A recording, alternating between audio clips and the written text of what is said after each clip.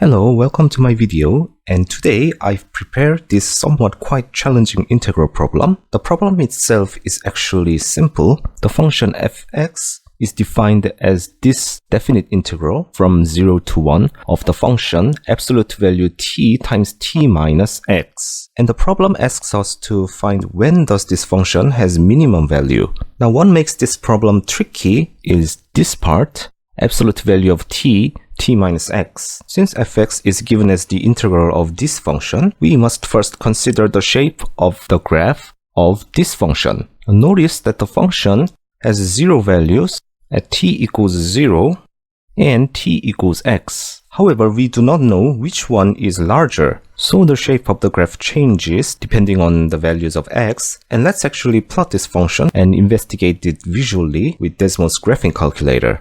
Alright, so this is Desmos Graphing Calculator, and this is the function at the integrand, absolute value of t minus x, and I used capital letter x as the changing parameter, and I defined this integrand function as gt. So this function passes 0, 0 and x, 0, and here the shaded region is the interval of the integration from 0 to 1.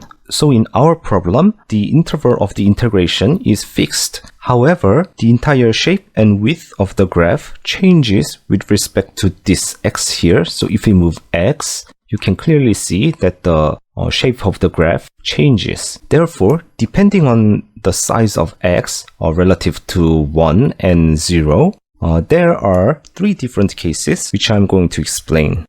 First, suppose that x is greater than 1, so x is at far right here. Here, in the entirety of the interval of the integration, 0 to 1, the graph is flipped. That means we are only using the equation for the flipped part for our integral. However, let us move x a little bit and suppose that now x lies in between 0 and 1. Here, the interval for the integral is the same, 0 to 1. But now, in that interval, we have both flipped part and unflipped part of the graph, so we basically have to use 2 different functions when doing the integral.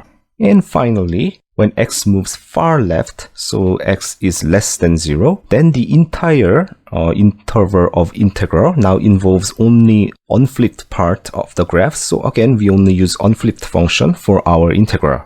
So now let us take a look at the individual cases. Actually, let us start from here, where x is greater than 1.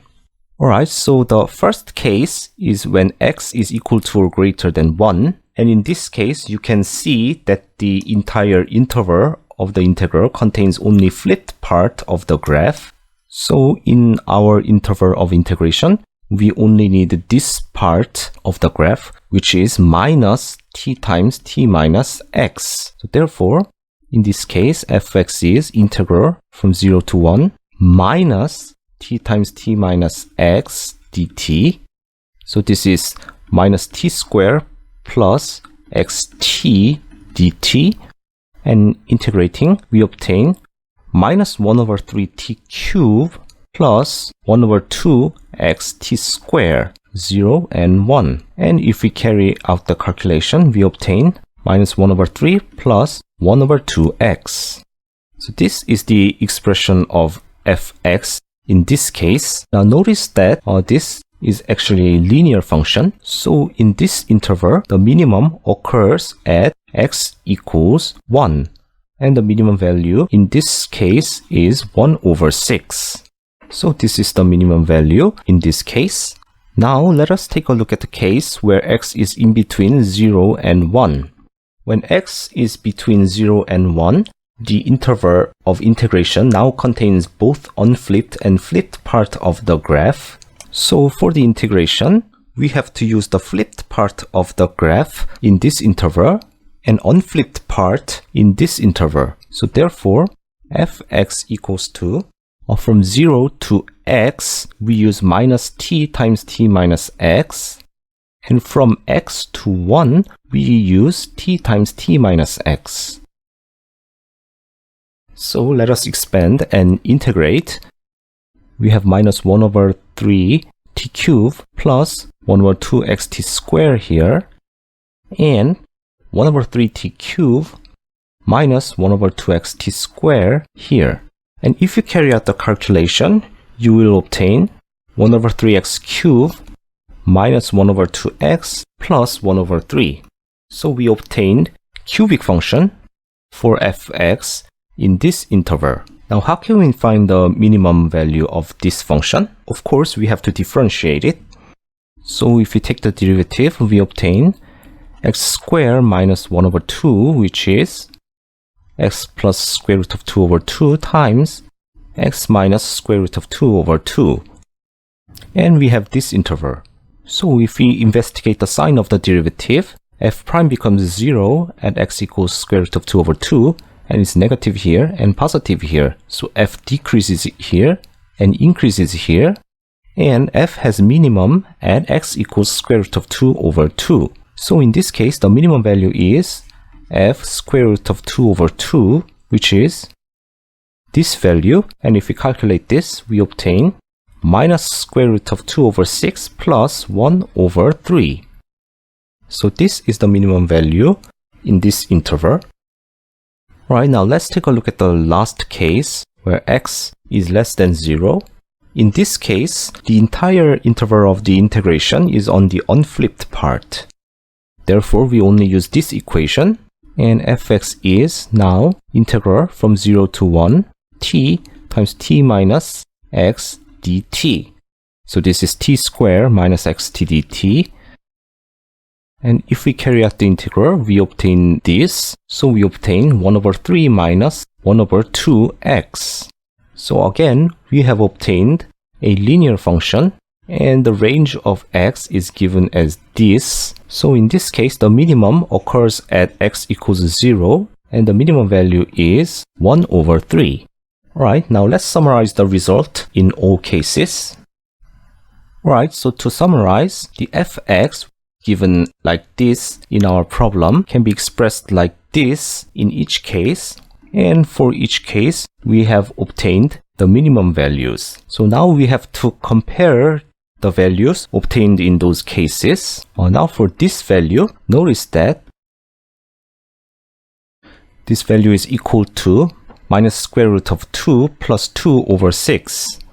And since this square root of 2 is 1 point something, we basically have 0, something over 6, which is clearly less than 1 over 6 right here. So among these three, minus square root of 2 over 6 plus 1 over 3 is the smallest, and then 1 over 6, and then 1 over 3. So therefore, the minimum of function fx occurs at x equals square root of 2 over 2, and the minimum value is square root of 2 over 6 plus 1 over 3.